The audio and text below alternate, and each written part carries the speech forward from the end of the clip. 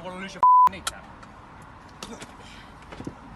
So here we see a very common type of escalation. One of the guys is holding what looks like a baton in his hand, and he says, do you want to lose your kneecaps? Which is a very aggressive, very type of gangster type of thing of saying, right? I'm going to smash your kneecaps with this baton.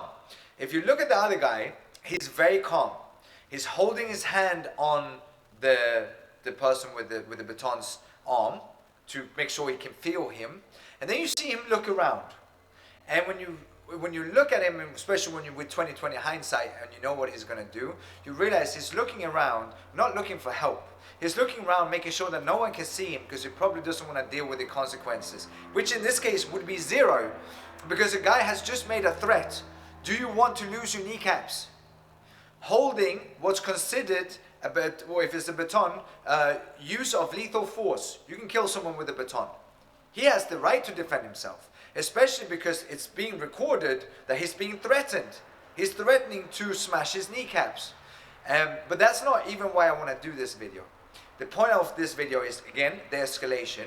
Bringing out a baton and threatening someone that you're going to bust the kneecaps is taking it to a very different level. And then, what's interesting to see here, again, the guy looks around to make sure that no one can see him, because you can tell he's a trained fighter. If you didn't know it before, you can see when he throws that left hook right straight.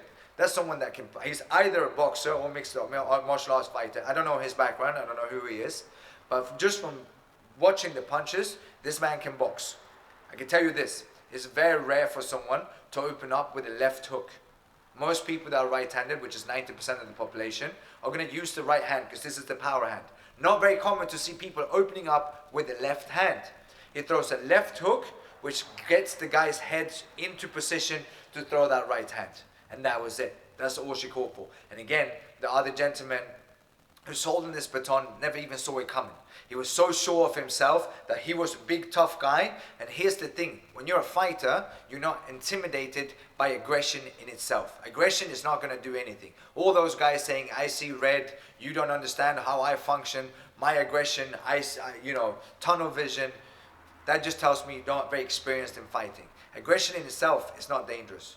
What people are willing to do with it, of course, is a different story. But if they don't have the actual technical skill set to back up their aggression, then it doesn't really matter.